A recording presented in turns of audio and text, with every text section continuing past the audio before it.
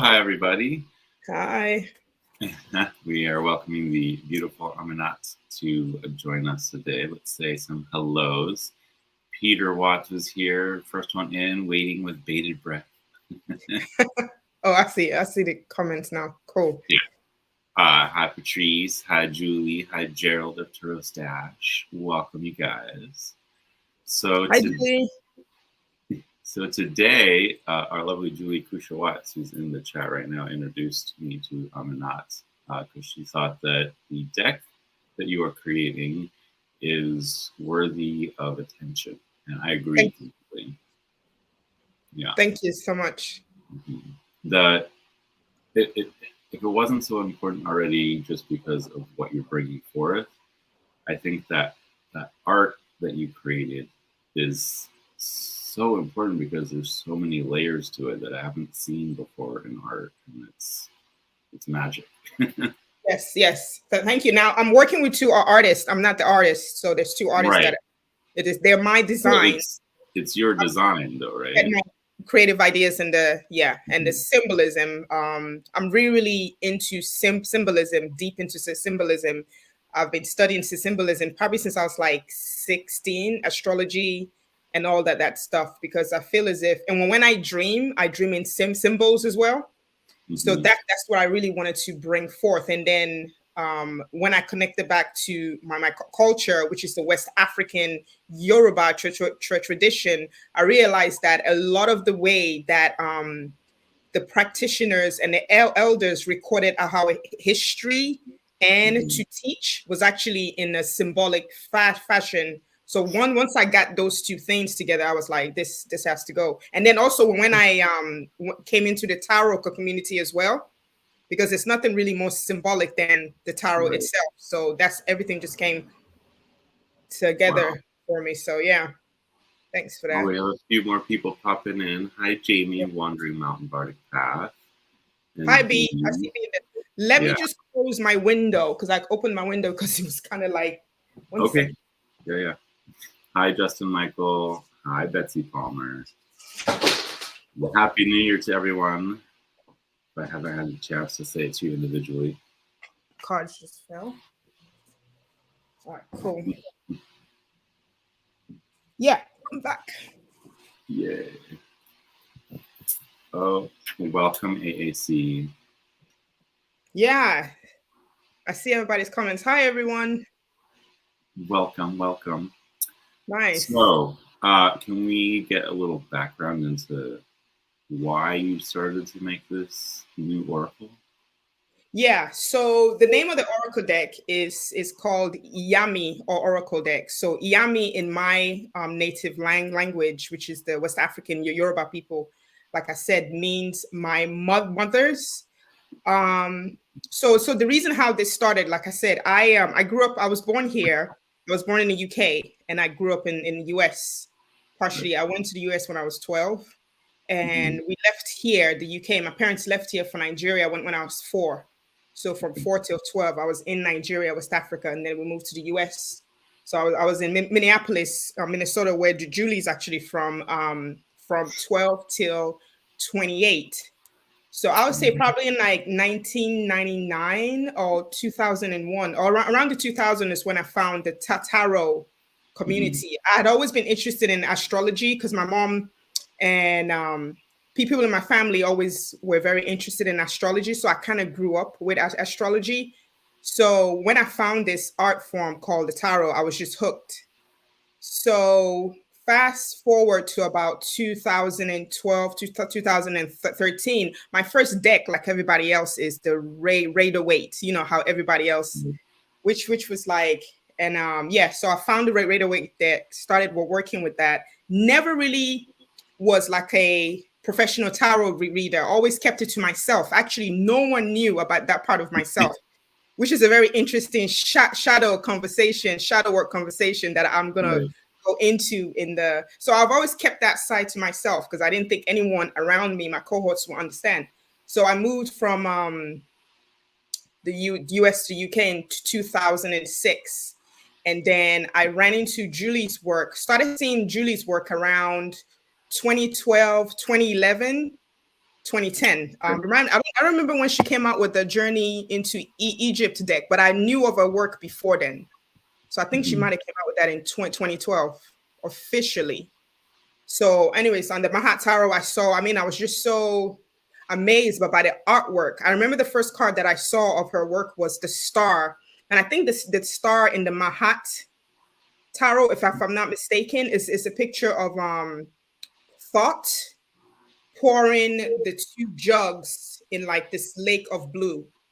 I remember seeing that, and I remember sending that picture to the lady that we used to do readings together. Like, this is amazing, this artwork. This is a different way of the tarot. Like I said, I was used to the Rider-Waite. It was absolutely fine.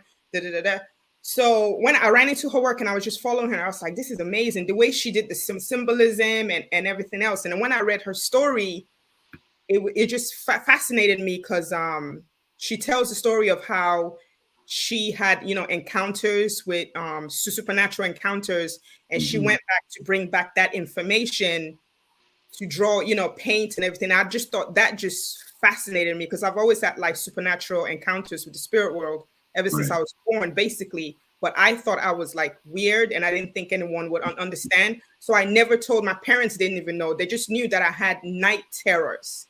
I couldn't sleep. I wouldn't sleep at night. I was sleepwalking, talking in my sleep. So anyways, I ran into her work, and then I pre-ordered her deck, and knowing the backstory or whatever. So I think I got my deck in 2013 when the whole thing launched. Prior to that, I had this dream about Stonehenge, which I didn't understand at all. I was here at the time. I dreamt that I was in Stonehenge. This woman was working with me, and she was saying that it was Africa. It was at this Africa. I'm looking at Africa, and I was like, I don't understand this. What do you mean? This is Stonehenge. I know Stonehenge because we're here. The UK, everybody knows about Stonehenge. It's a very European, Roman, Celtic tradition. And then the woman in the dream was telling me something about Africa and blah, blah, blah. And I was like, I don't understand this dream, but I wrote it down anyway. When I got my deck, from Julie, I was going through the cards like we usually do, right? Just flipping through, cleaning everything and just connecting with it. I saw the Three of Cups, and I was just like, whoa. And when I saw, I don't know if you remember the Three of Cups. I don't have it. I was just looking myself. My deck is buried at the moment. But mine's too. I lost it, which was very traumatizing, and I reordered it, but it says somewhere around here. So anyways, I was going through the deck and I saw the Three of Cups. And you remember the Three of Cups? I don't know if you remember in the Journey to Egypt. It's very, very simple. It looked like Northern Africa, South Sudanish, sort of like near Egypt. Savannah. Savannah, exactly. And it's like plains, the circle, the stone circle, and then there was like the star series. And it literally took me back to the dream that I had. And then the cows was there. And I said, because in my dream, it was like some stone circles. And this woman was telling me about Africa. And I'm like, I didn't think we had circles connecting to Stonehenge and Africa. I never really did that research. So when I saw that card, I was like, whoa, I just stopped for like 3 days. I was just like, this is strange. This is like the dream that I had. And then I started doing research, and that's when I ran into Naptaplaya, and that's when the research came, and I realized there is a connection. So I decided to email her, and I said, I'm going to send her an email. She probably isn't going to respond. Just tell her I had the document of the dream, and I said, send it to her. And I said, yeah, this is I said, no, sorry. I had, when I emailed her, that's when she pointed me to the Naptaplaya, research. And when I emailed her, I said, was it like intentional for you to connect the stone circles to Africa? Because I had this dream and I'm trying to figure out what the connection is. And she actually emailed me back in like about less than a week. And that's when she said, and she gave me some background what was going on. And she said, yeah, that's a very valid dream because they do have stone circles very similar to Stonehenge. It may even be older in Africa. So what you're seeing is actually there's something there. So I was like, cool. And I was so that made me feel better because I'm like, okay, so maybe I'm on the right track. So I put that to the side. 2013, I'm working with her deck to 2014. And then I connected back to my tradition in West Africa. I met my godfather. That's his picture. That's his likeness. Likeness, right? Yeah, exactly, right. So he's a priest of that tradition, And then when I started to work with him, that's when the connection, my training in Western symbolism, you know, in the tarot, and then I started seeing links with my tradition. Clicking. Yeah, exactly, right? And he doesn't know anything about the tarot. He doesn't know anything about the tarot. They don't use the tarot. They don't need to. But the way he taught me the tradition, I was like, there's something there. That the foundation is really the same. And then when I found out that we have our own triple goddess, which it's not like I found out, I've known about the primordial mothers, but I never connected it to the Western triple goddess archetype because there was always this separation in my mind. That's the European thought, and this is the African thought.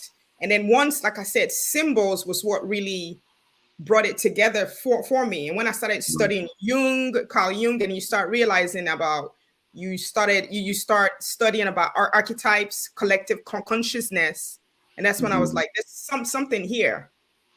Right. So that's really where the whole thing. Have you ever studied any Joseph Campbell? Joseph Campbell, I've heard about him. I haven't really studied him, but I know he's into like DMT. He goes into DMT and ayahuasca and all that stuff, right? He goes into. Joseph Campbell was a mythological teacher. Like, he's a specialist in mythology. And via his studies of the mythologies of around the world, he realized that there's really only one myth. That all myths are basically like an image of. What was he the one that coined the hero's journey? Yeah. Okay. Yeah, I have. Yeah, because I watch a lot of YouTube videos. I don't have a TV. I don't own a television, and I don't watch a lot of mainstream stuff. So I'm always on YouTube watching videos. So I'm pretty sure I've ran into a couple of his vids. Yeah. Yeah, he was an amazing scholar, and he was able to click those links, right? That just the way you're talking about just reminded me of him, because like he's got, I don't know if you can find it anymore, but he's got some older books where it's like one book was Occidental mythology, the next book was African mythology. Okay. So he goes really into depth into mythology. Yes. By going into depth, he's able to see the threads that kind of are visible in every mythology.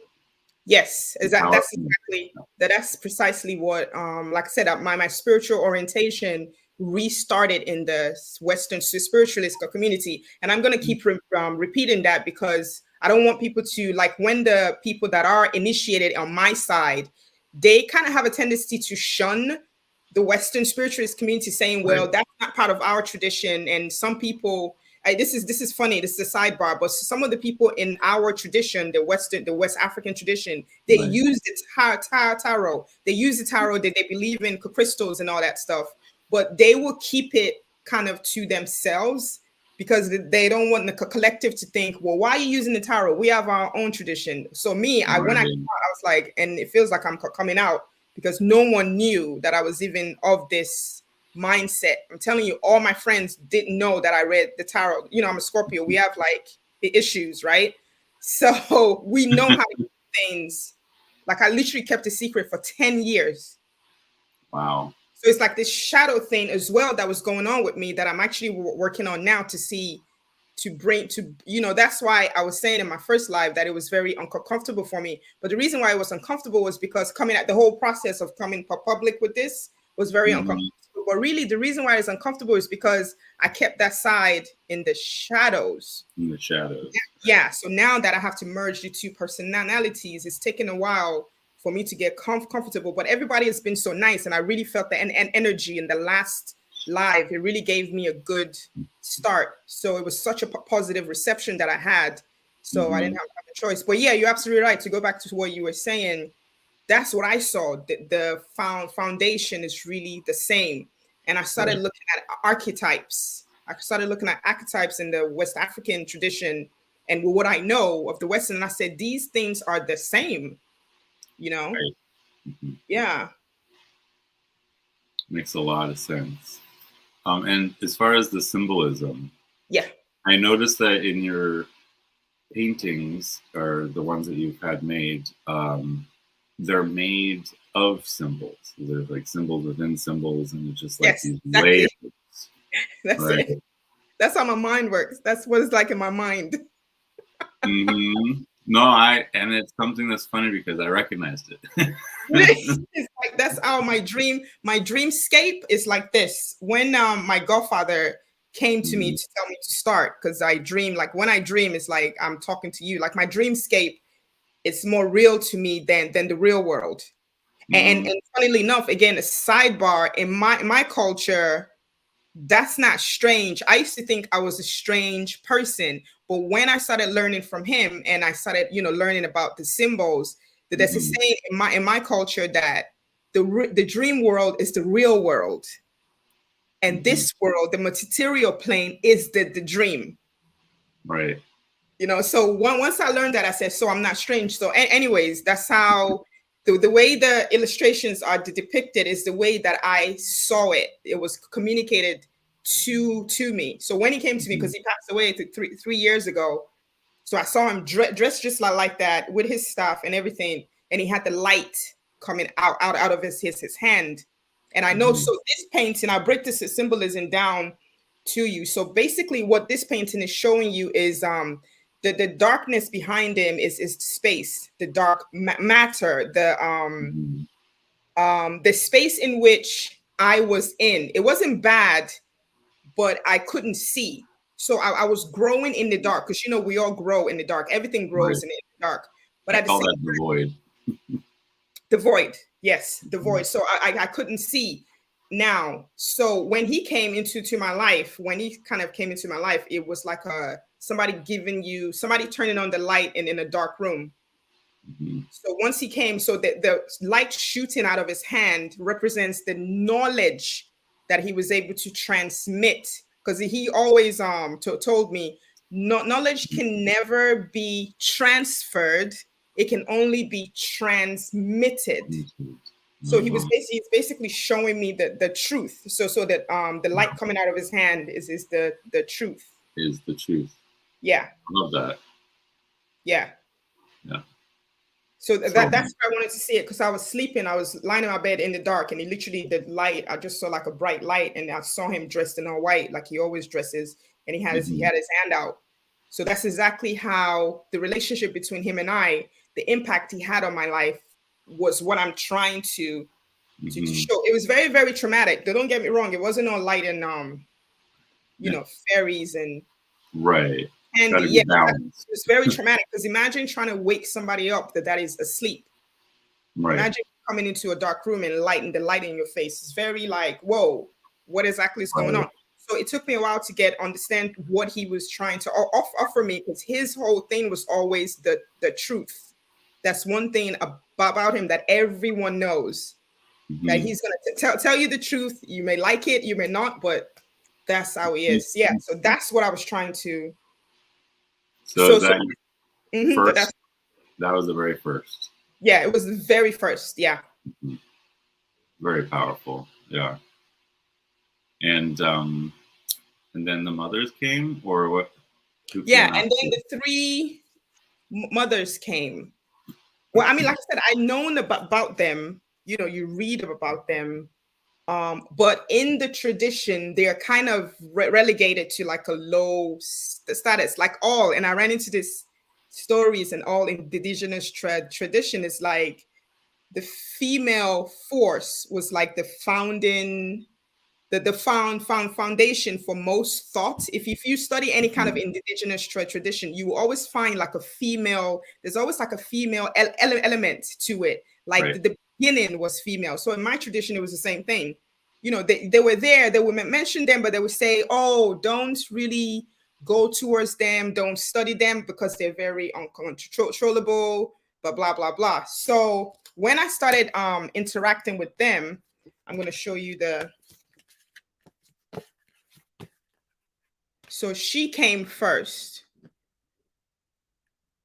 So this is the eldest of the goddesses. This is the.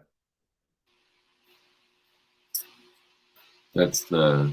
Am I holding it? Yeah, no, I see it. That's cool, right? Yeah. So this is the archetype to make it for clarity purposes. So this is like the crown. Okay. This is the crone So you archetype. start with the crone instead of the maiden. That's cool. Yeah, that's very, very important. Thanks for reminding me that. So ours is like, because the age is very important and respected in in all of Africa, really. It's not even West Africa. Age is like something that's really respected and revered. And our older people are like treated very, very traditionally, I should say. They're meant to be respected. They're not meant to be shunned. Right. They're not meant to be disrespected. So yeah, so the crone comes first because, she's the eldest. Mm-hmm. Well, that's true even here in Hawaii. The kapuna are the most sacred. Yeah. Of all people. The kapuna are the elders. Yeah, exactly. And then the second one is the mother. I'm going to change her. And the one that I actually made is very, very, very good. I'm actually going to change her because she doesn't look the appropriate age. Let me get you bigger here. Cool. That's better. Yeah, so she's the mother, and the symbolic, the birds are symbolic because that's the connection they have to the astral realm. The leopard behind her signifies her power. That's the raw power that she has, and it's also a connection to the material plane, because the symbolic saying, the symbolic representation of Iyami, the mothers, is that they are masters of the astral realm, and they're also masters of the material. So she is pure material. She's the master of the material, and she is the one that actually teaches the rest of the two. She's the teacher. So the calabash in front of her means something. That's where the wisdom. That's our calabash. Well, it's the same white light that was coming out of his hands. Right? Knowledge, truth. And then in Yoruba culture as well, the calabash represents, the top of the calabash represents heaven, and the bottom represents the earth. So there's a saying that, the combination of heaven and earth is what makes the universe. So that they were trying to depict how the earth is shaped. Wow. Yeah, I'm telling you, all this fascinating symbols. Once I started looking at it from like a detached perspective, that's when I realized this is the same thing. Definitely. And the shadow here, the shadow here means something, because before clocks were invented in Africa, before we started using clocks, they used to tell time by the crowing. So they knew it was 5 a.m. or 5 p.m. And it was something about, one of the elders was telling me, and then also if they go outside, depending on how the shadows were, how deep the shadows were cast, reflected, I should say, that's how you knew what time it was. So she represents time as well. Well, okay. So you see how the symbology, that's why I was trying to make symbols. Yeah, which is, everything is going to be broken down. So that's her. And then she has the moon signs on her forehead, which signifies that the three, that means that the three are one. Right. The three sisters are one. And so that's the mother. Just find the maiden. Black, red, and white. Yep.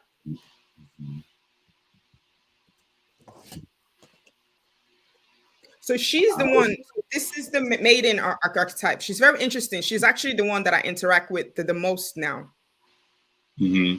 So she's the one that actually is she's very assertive, and she's the one that gives me instructions, I should say. Instruction. Okay. So again, it's the white light. It's the white light. It's the white light. Is the owl as well, which signifies like wisdom, seeing in the dark, and also owls. Because I have a fascination with birds, of course, for obvious reasons. Owls, they say, can turn their head. They can't necessarily turn their head 180. It's not, they can't go, but they can go 170 degrees. So they can literally turn their head almost to a almost all the way around. So that means, so this, I wanted to signify looking at all sides of a situation, making sure you're really seeing the person or the situation for what they are. And Well, then and I was also like, no, yeah, taking I'll, a bird's eye view, right? yeah, Stepping back and seeing it from above. exactly, yeah. Yeah. Seeing in the dark. Wow. The I teacher, can definitely feel her energy. It's just, yeah. And she's a very watery energy too. The cowrie shells on her forehead. So cowrie shells in Africa, I should say, or I can safely say, cowrie shells in all of Africa symbolizes water and wealth, because we believe in West Africa. I would say now, West Africans believe that true wealth is under the sea. So wealth and water are always connected. Huh. So That's she has a interesting because same thing here in Hawaii with cowries. They were the really, money. They were the money here. in Hawaii as well. In Yeah. West Africa as well. They used to be, oh, that's interesting. That was what they used for money back like Same. 1,000 years ago, was cowries. Same in West Africa, yeah. And they have a special cowrie called the money cowrie, and that was the one that like was used. Like they have so many different kinds of cowries here, but the money cowrie was the one that they used as money. That's why it's called money cowrie. Yeah. So it's the see that's what I'm telling you. It's a rare cowrie to find, and it's usually a deep water cowrie, which is yeah. Connecting. I'm telling you, it's the same thing. So I wanted to bring that watery element that she has. She's the dreamer, she's the teacher, the traveler. So yeah. She's the one that helps me to find information as well. She's the investigator. I love that.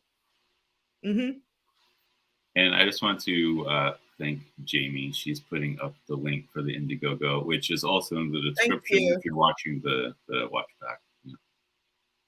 Thank you, Jamie. Thank you, Jamie. Yes, so it is currently on Indiegogo if you haven't backed it yet. But yeah, this is an amazing deck. Thank you so much. Yeah, it's something that I had to do. Like I said, I tried to run away from it, but I think this is my sole assignment. The last live, for example, like the last live, because it was interesting because the last live I was on, I think I said I was on the 28th illustration, and I started the Indiegogo, and I was like, anxious, like, what if I start the Indiegogo and I give people a deadline and it's not the illustration and not completed? Because these are like, most of the illustrations are this big, but not all. So they've been hand painted, and I was just like, what about the money? What about this? Do you know, somehow, I can't even tell you how, but I've been able to pay for 4 since the last live. Wow. And I can really tell you, really break down to you. I think someone just approached me because I get a lot of like private donors as well. Like some of my clients, remember I was telling you that I keep this side of myself hidden. So I'm a massage therapist. So I deal with a lot of people every day. That's all I do. So when I started, so sometimes when you're with a client, you get comfortable. They may ask you what your interests are, because it's like sometimes you may have a 2-hour session with a client and they're not sleeping. So once I started talking about this to my clients, some of them are actually helping.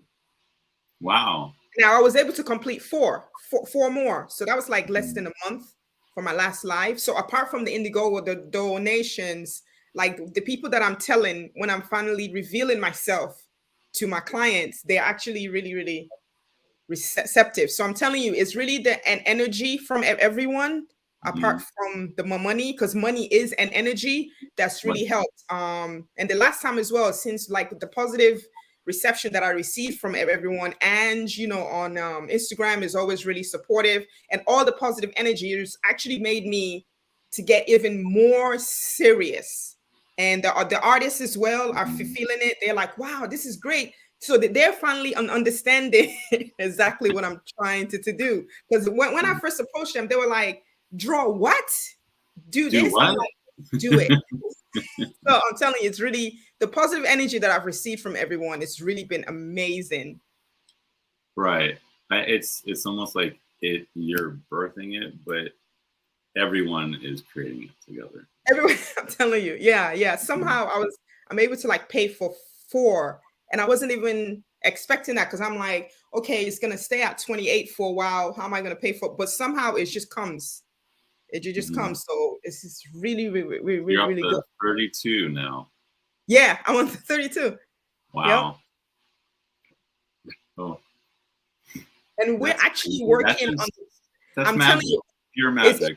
It is, and we're actually working on the cover. We're actually working on the cover photo that's going to be, the way the project is going to be. Let me break it down for you guys. I'm going to have, like, obviously the cards, they're going to be about 42, unless something happens and I can make more, who knows, but it has to be like in the 3s, because their number is 3. So 4 and 2 is 6, and then three times 2. So that's where the thing goes.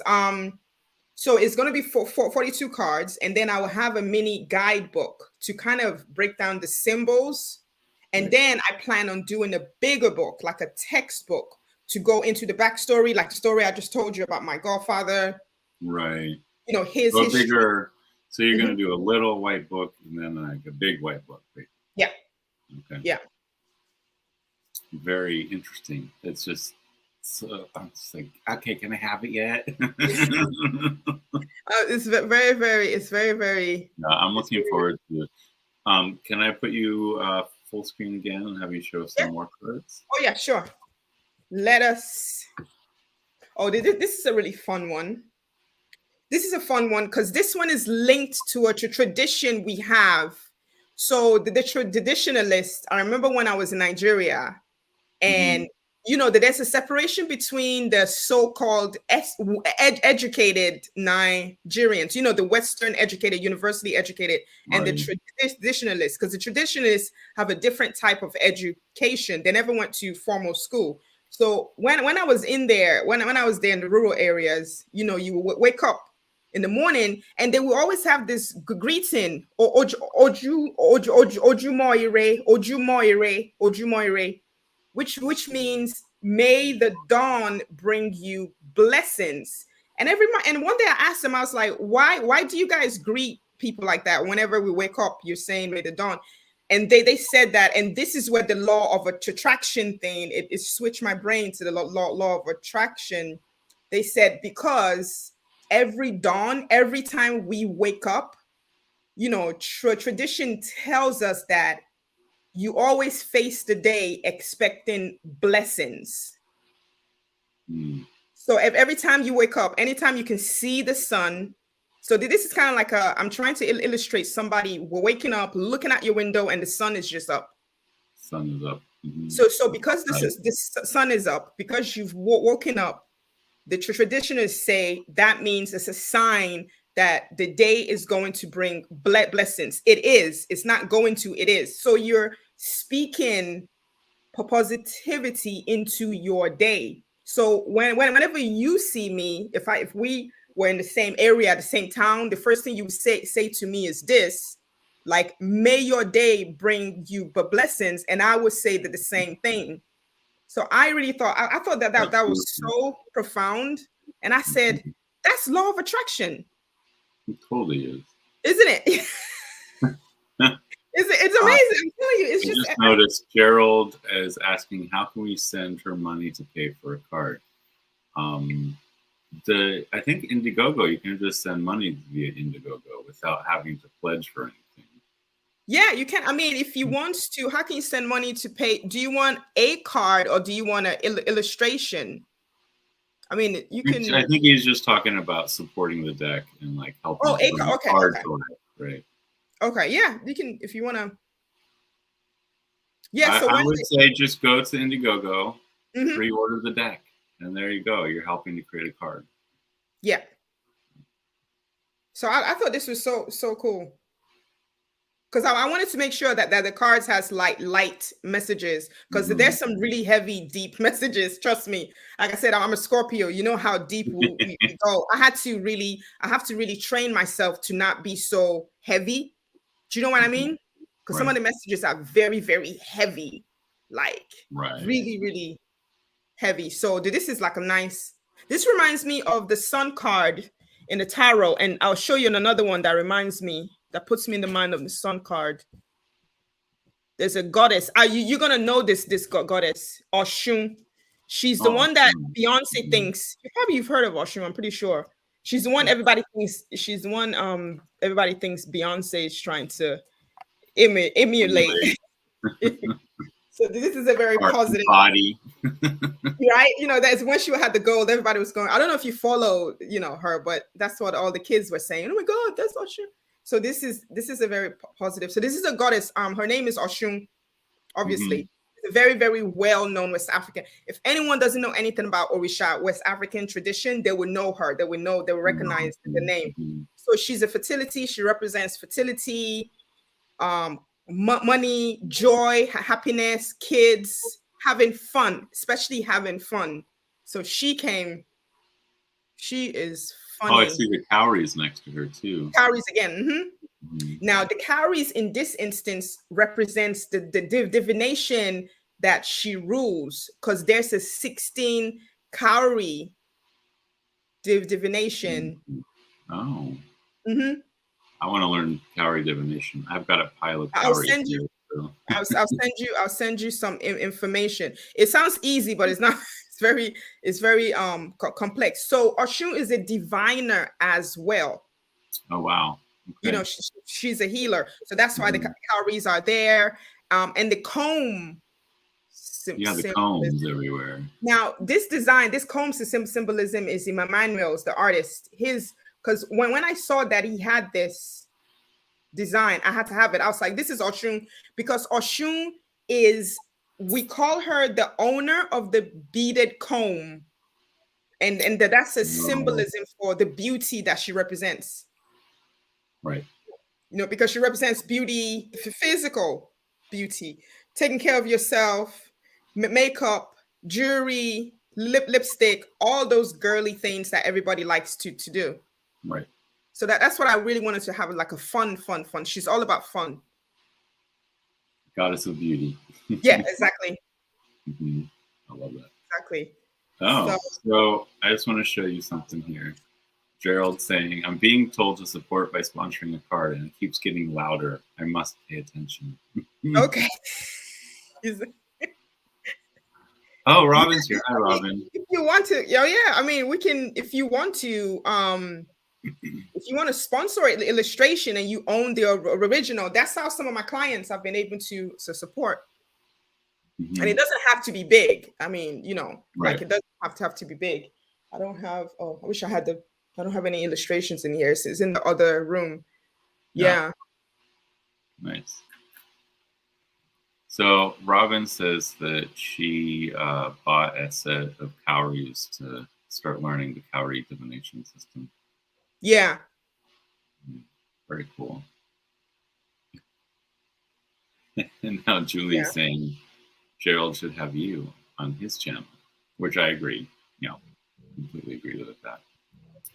Is there earth element you need to pay attention to reading? I don't know. Somebody's saying. This was from earlier. I think he was having a reading.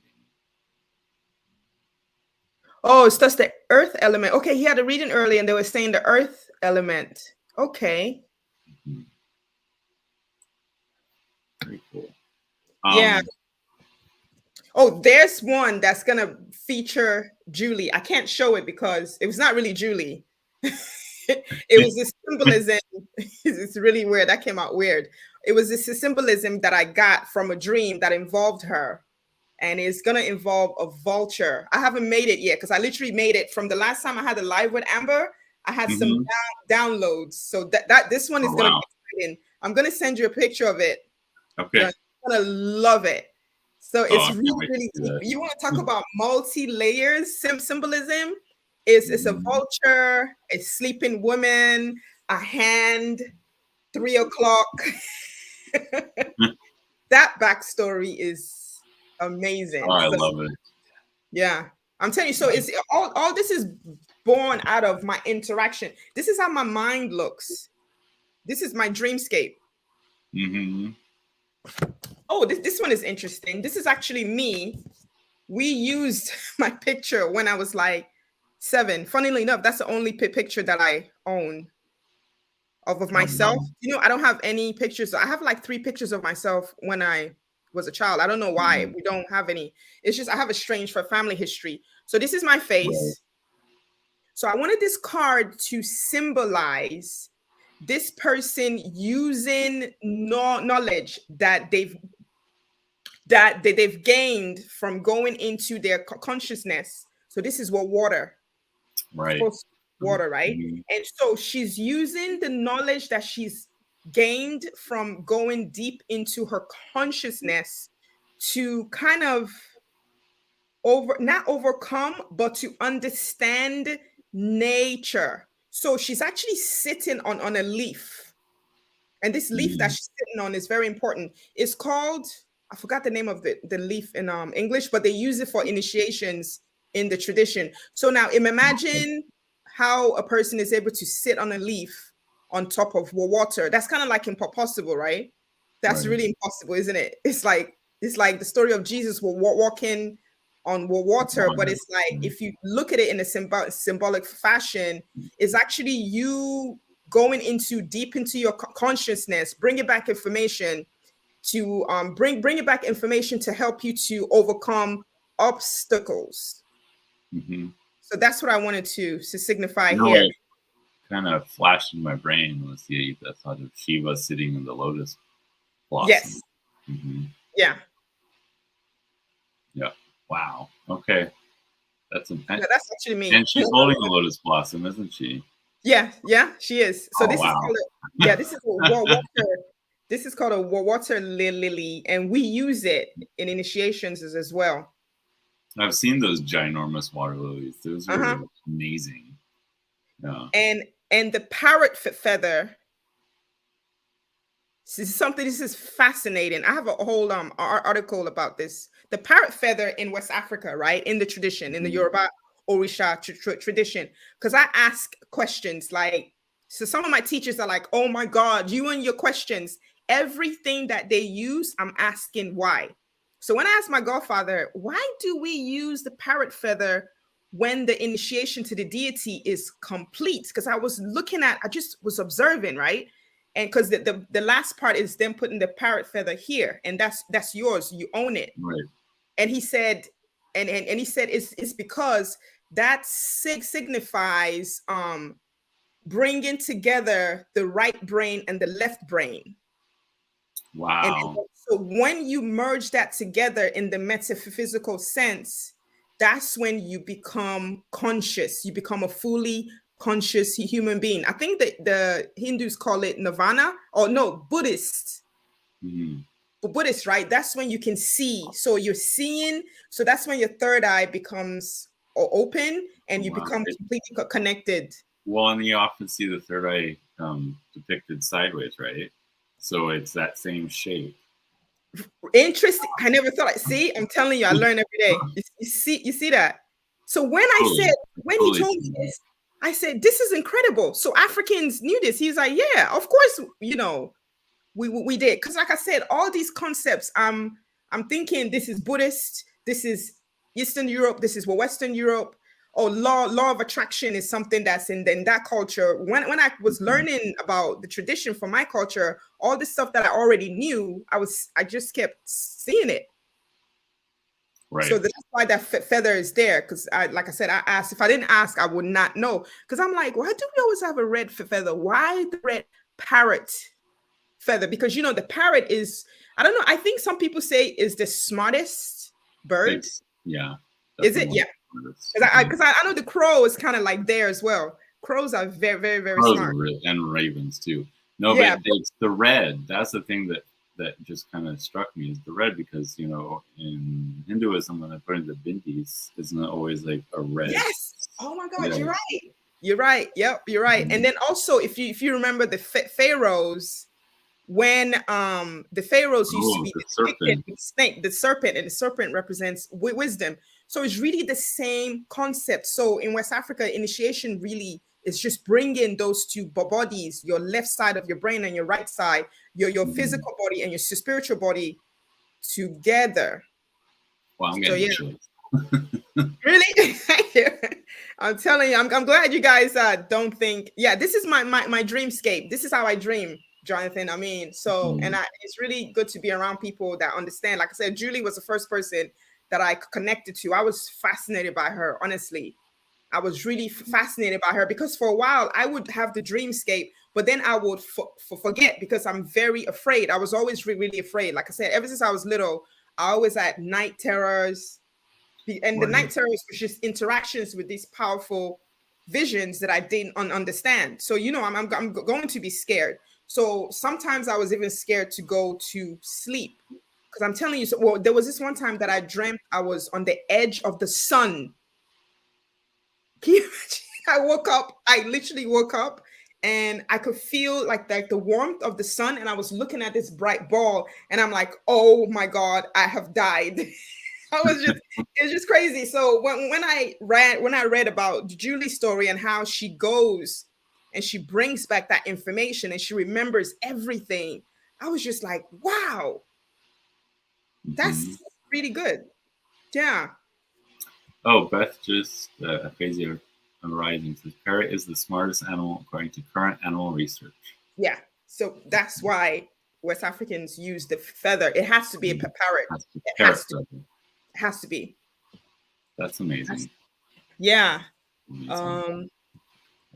So this card, I think a lot of people that know about Yoruba tradition, they know this deity as well. So she's Yemoja, but the Latin derivative, because you know in Latin America, Brazil, Cuba, Portugal, they have like a tradition that's very similar to the Orisha tradition. Because, you know, the captured Africans that went to those islands retained, you know, the basis, the core tradition, even some of the names of the deities. So they call her Yemaya. So you may have. Oh, I've heard you would have. So, but her real name, the way you say it is Yemoja, because this is mother. Ye means my mother. Iye. Ye means my mother. And then Oja means the mother of the fishes. Because she's the mermaid. She's the mermaid. I see the tail. Yep. Julie just wanted to let you know that she gets afraid too. It's powerful stuff. Yeah, she always thinks she's died. We discussed, We've discussed that before about the fear. It's getting better with me because, like I said, I kept everything to myself for so long. So I thought I was like some kind of anomaly. So when I started, you're not an anomaly. Other people, you just finally found your people. Exactly, right? Tribe, it's for real. Seriously.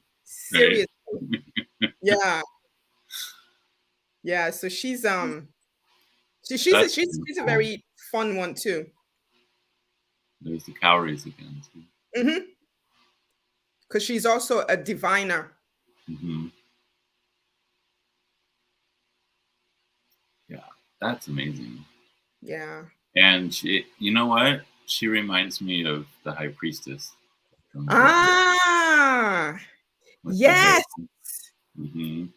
The holder of ancient knowledge. Yeah, you just gave me an idea. Interesting. Yeah. Mm-hmm.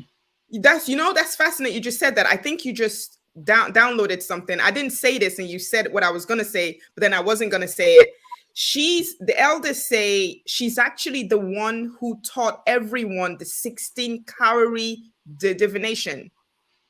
Oh, chills. So she's the mother. Yeah, I was gonna say that, and I'm like, no.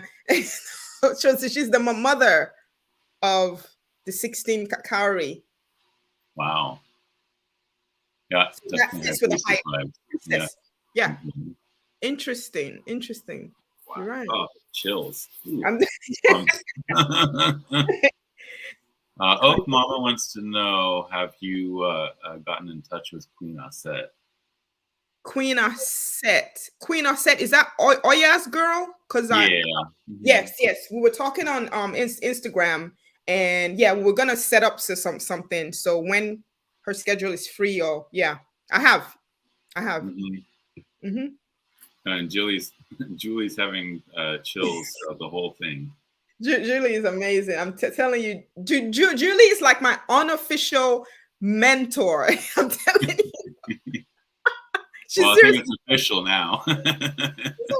She's on my unofficial. You don't know how many. You know, I've been talking to her for a long time, and she always responds. Julie always responds. You know how you don't want to like bugging people and just you know what I'm talking about. You don't. This lady don't know who I am. Feel like, oh, I don't want to reach out because maybe they aren't. That's me. What to say. That was totally me. I was like, no, she's gonna think I'm like needy. All this shadow stuff in your head, and you just projections, and you just and no. Every time I reach out to her, she always gives me information, and it's like that. I'm like, okay, yes. She's always been so supportive. Honestly, she is. She's my unofficial mentor. I don't think she knows that, but in my head, she is. She knows it now. Thank you. It's been a journey, Jonathan. It's been like, honestly. And it's just so much fun. Like I never knew actually just being myself can be so much fun. Right. I can't tell you how much I kept all this stuff hidden. I would research, read this, read that, and none of my friends. They had no idea. No idea. Well, welcome out of the broom closet, as they say. I'm telling you.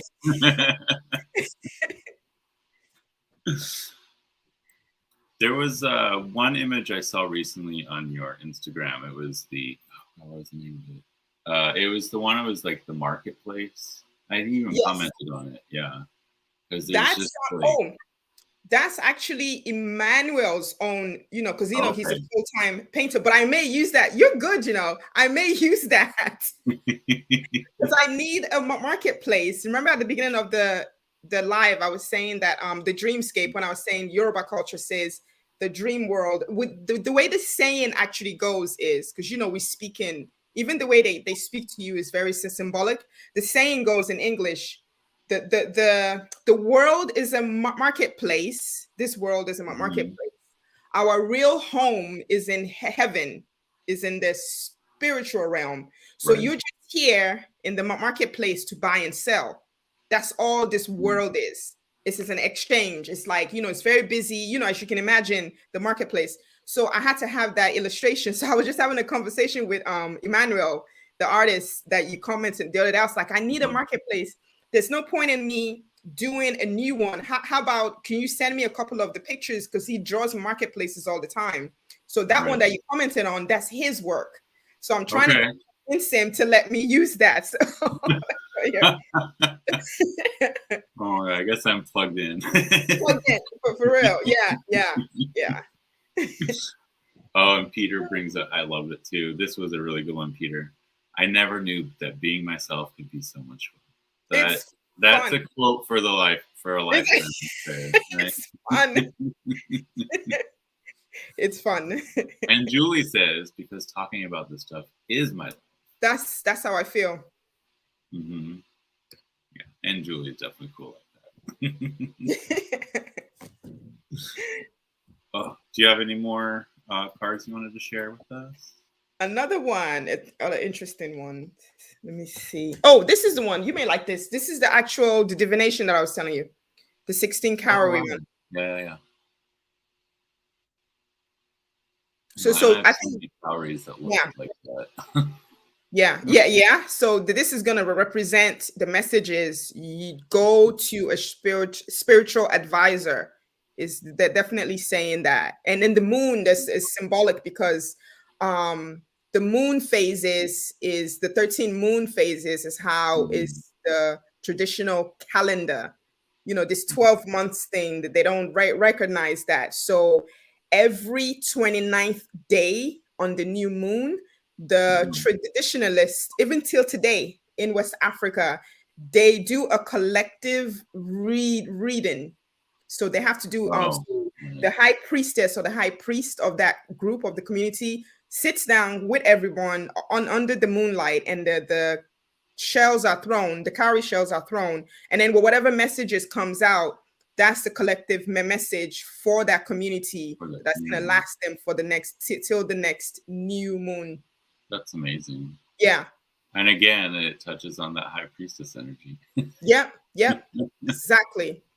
Again, when I found out that we believe of the 13 moon cycles, which is like something you already know, I was like, this is amazing. So yeah, so that one is really fun. I just noticed a question here from earlier from Protect My Energy AAC. When you wake, do you immediately write down everything you dreamt? Yeah. Now I did. Now I am, because of the work that I'm doing. Before, I would just carry it with me all day, and then I would just be like, that was a weird dream, and then I may write it down. I may not, but now I've actually trained myself to have like a book next to me, and I just write everything down. Amazing. Yeah, we barter in this world for our incarnation. Yeah, that's right, Antoinette. Yeah, and Antoinette is saying something really interesting. I love that we saw that at the same time too. Yeah. That's exactly what the saying. That's exactly what that saying represents. That you just see it barter. Don't let anything complicate your mind. Don't take anything too seriously, but be aware that whatever you do buy or sell, if it's honest or not, you are going to take that energy home, which is your astral realm. So there is no heaven and hell per se, but there is a sense of karma that, so whatever you buy or sell in that market, make sure you're doing it on a very honest level, because you're going to have to take it home. Right. Careful what kind of baggage you pick up at the marketplace. That's it. That's it. My tarot practice. Oh yeah, I just saw that too. Oak Mama wants to know what your tarot practice looks like.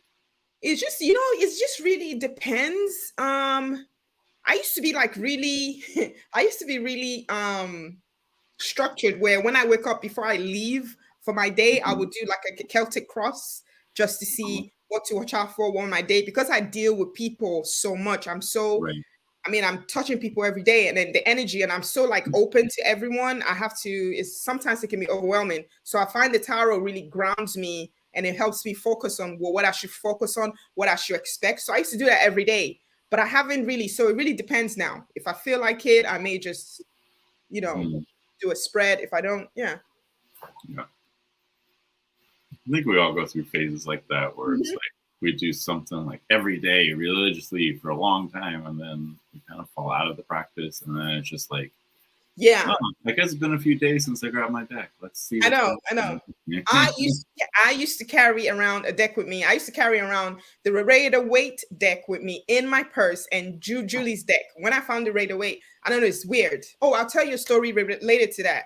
So yeah, I used to carry around with me in my purse. It's just weird. It's something, I don't know. Again, I thought it was just something, just made me feel better. And then when I found Julie's deck, I used to do the same. When I met my godfather, he told me that the priests and the priestesses always have a bag that's very similar to this, like a pouch that they will carry on them, and they will always have their cowrie shells. Yes. Jonathan, this is like, I know this is like, yeah, okay, you should. I didn't know that.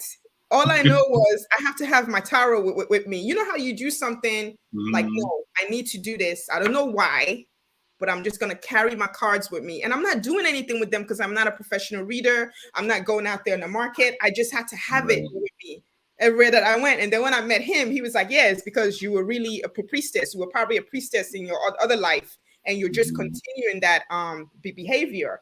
I was like, interesting. Yeah, my friends always are like, what do you mean you don't have a deck on you? What's wrong? So that's a normal like, I don't have to carry a deck everywhere, do I? I'm so glad to hear that, because I used to do that religiously.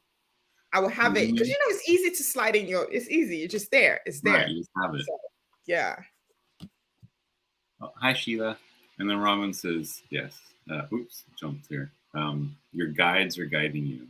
Yeah, indeed. Yeah, Robin, it's true. They always guiding us. The more you pay attention, the more they got to say. Yeah. I'll show you another This one is an interesting one. This is an interesting story. So this is a mountain in Nigeria. It's called the Yakai Mountain. It's massive. It's probably one of the, I think it's meant to be one of the seven wonders of the world because it's a mountain that has a lake. There's a lake in the middle. There's a lake.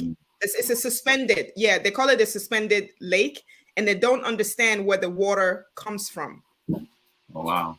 Right. So the story I got this is really important. This is actually my dream. This is a dreamscape. So I dreamt I was running. I was running, and then somebody was chasing me. My night terrors, and it was really dark. And I was running. I felt something chasing me, and I was running. I ran towards this mountain, and as I look up, the mountain started to talk, and I'm like, okay. And it was a woman's voice, and she said, "Come here."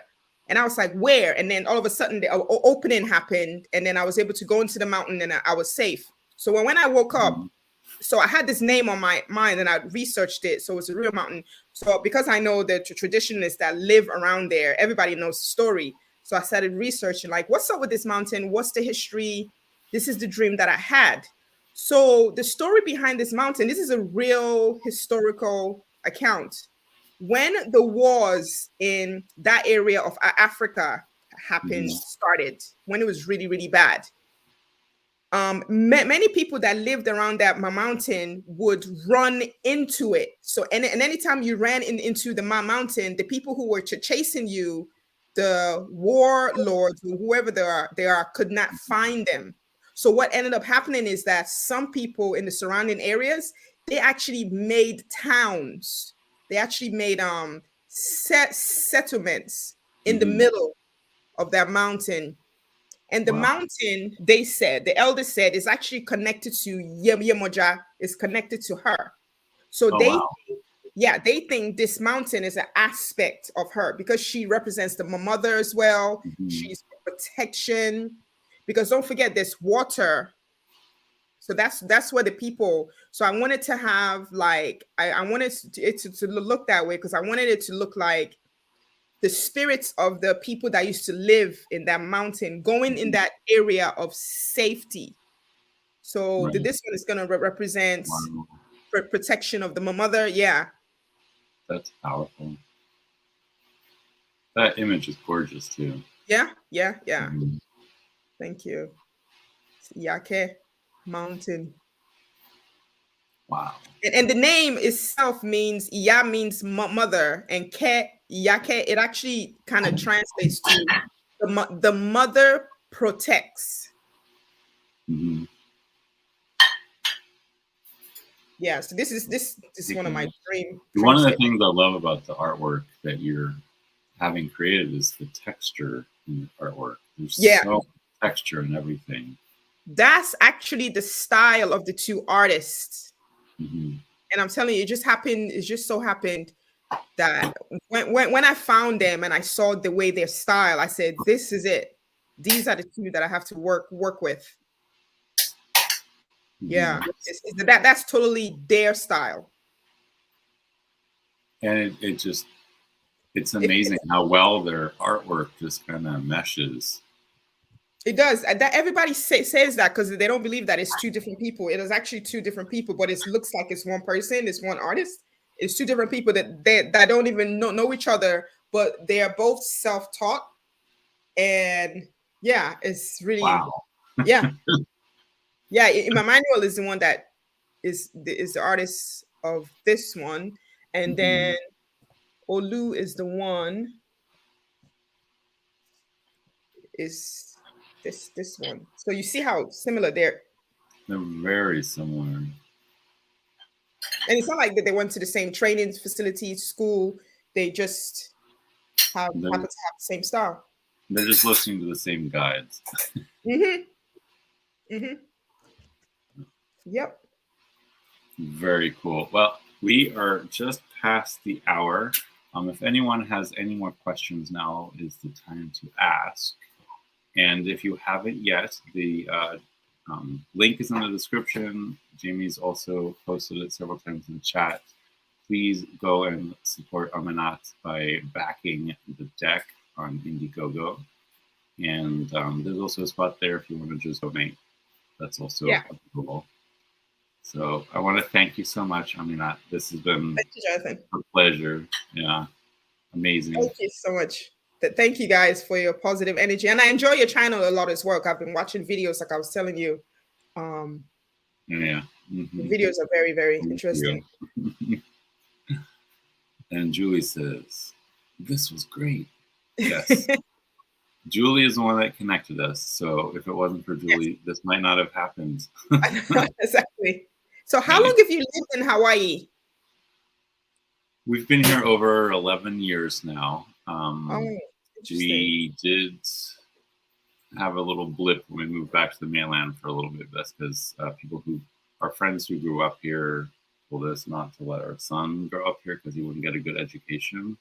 But I find that's not the case. And it has less to do with like the teacher and more to do with the student, I think, in that case. And he just absorbs knowledge like crazy. Yeah. So I think no matter where we ended up, he would have done good. And he has no issues here. He's like number 2 in his class. And amazing. Okay. So we moved back pretty quickly because I always say Mother Maui called us home. Yeah, very deep, interesting history. I bet Hawaii has very interesting. There's very well, and it's interesting too because a lot of stuff you were talking about, like the cowries. They do the cowries here, and the elders, the connection to nature.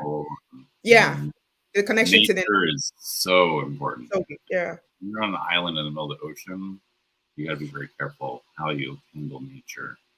Yes. Yeah. Interesting. Yeah, that's really interesting. So next time you are out in Hawaii, let me know. Yeah, I was sending you an email because I like studying different modes of massage.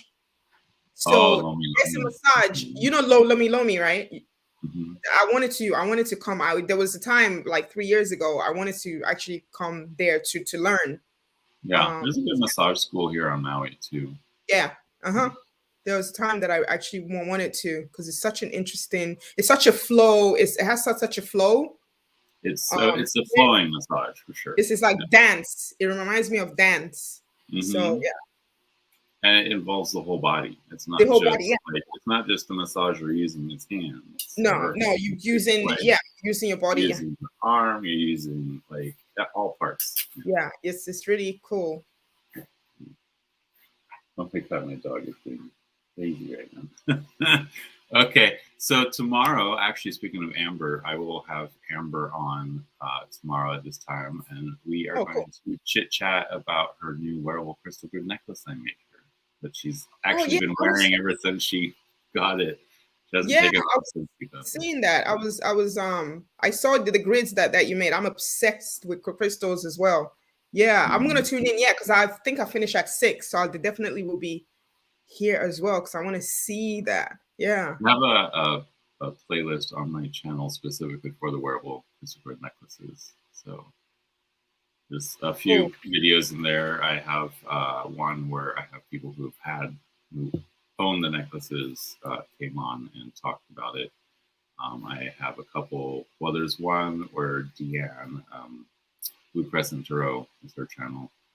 She had me on her channel, and while we were chit-chatting, I was weaving her necklace during the live. So that's pretty cool. So do you use the crystals that are native to Hawaii as well? And then which ones are the ones that are like really? There's actually the land here is so new. There's not a lot of crystal formations going on here. So most of the crystals I use, I've either gotten like at bead shops or ordered from China. Okay, cool. Yeah, so I try to be conscious about where I'm getting my crystals, but there's also used. I've gotten someone's on eBay selling a bunch of their beads that they're not using anymore. So I buy a stack of beads from them. I'm not sure where they came from, but I'll use them. Yeah, of course, Cool. Oh, Beth wants to know lava. I will use lava beads as long as they're not from here. Okay. You don't take lava away from Hawaii or Pele will be really peeved at you. Oh. Yeah. So if anyone coming to Hawaii, never take a lava rock off the shore, and don't take any coral home. Both of those things are sacred to Pele, and the mail carriers here say they get like boxes of rocks and coral sent to Hawaii constantly because people take it home, start having all kinds of bad luck, and then read well, you're not supposed to take those things away and go, oh God, I cursed myself, and then they put it in a box to send back. That is interesting. I need to look that up. So are the corals in Hawaii, are they red? Because the ones that they use in Nigeria is the red. There's special black coral found here, but they're deep water corals.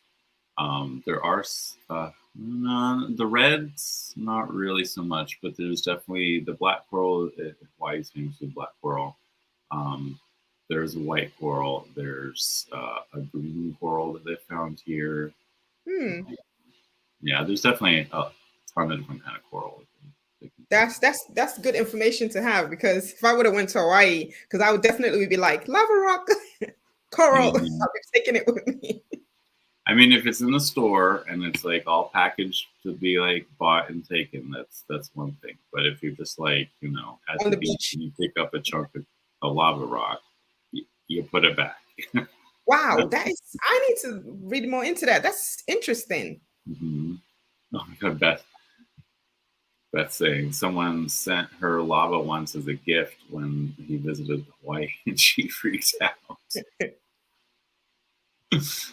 Yeah, and it's true though. I mean, you don't mess with Pele. Speaking of a mountain that is a mother. Yeah. So it's Pele. I thought Pele was a male deity, or is it both? Pele is a woman. It's a woman. Oh, I'm gonna look this up now. I don't know. Pele is actually one of the most important deities in the Pacific. Yeah. So is she the one that makes the volcano erupt when they say? Oh. She's the one that created the Hawaiian Islands with her volcanoes. Right. So she's the most important deity out here. And she has her digging stick. When she uses her digging stick, that's usually when we get a flow. And there's something that happens during eruptions where these like tendrils go flying, and they call that Pele's hair. And it's these clumps. It looks like almost like blonde hair, but it's like these fine filaments of glass. Interesting. Very interesting stuff. Yeah. I was thinking about the male soccer player from Brazil. No, I was thinking about that cartoon. You know that cartoon? What's the name of that cartoon that was based on Hawaii deities? The Disney Oh, Moana. Yeah, Moana. I thought that guy, because somebody was saying that the male character was based on Pele. No, the male character is based off of a demigod named Maui. Okay. I'm going to Maui. Look. I live on Maui. And it's true, though. Actually, they say that Maui stood on top of Haleakala here. The name of the volcano is Haleakala, which means the house of the sun. And he used his fishing net to catch the sun and slow down its movement so that the farmers would have longer growing periods here. So, and people who come here on vacation, they're like, does time move different here? Because my day seems to just last forever. Now, you make me want to come to Hawaii now. It sounds so fascinating. And they still have people that practice this tradition, obviously. Wow. Yeah, the Nakama'ori are the native Hawaiians. And yeah, they still have a lot of their traditions. I mean, a lot of them have been converted to Christianity at this point because same in West Africa, yeah. Right, the missionaries came in the 1800s, 1700s, something like that, and beat it into them. And so a lot of the native Hawaiians are like really hardcore Christians, but they still have all of the Hawaiian deities as part of their religion too. Wow, that's really interesting. So she's a fire god. She's a fire deity. She's a fire goddess, and she has a major temper. That's what she's known for. She also has a white dog and black dog that accompany her everywhere she goes. But as my mom just said, there's a whole other show. Yeah, we should make a show about this for a long time. No, you really should do a show about this, because now I'm going to go research her. I hope I get correct information. There's some good books out there. What I should do is do a little video on like the books on Pele that I've read that I think are really worthwhile reading. Yeah. But thank you, Ma. I gotta get going. Okay. My mom and son are ready to go to the beach. Nice. Oh my God, I'm so jealous. Thank you. Thanks, everyone.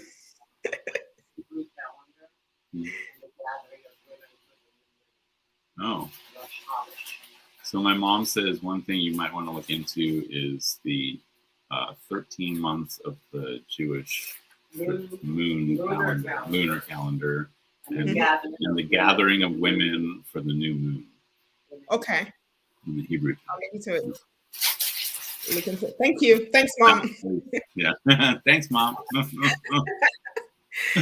everyone. Thank you, everyone, for being here. Thanks. Until next time. Aloha. Yes. Bye. Aloha.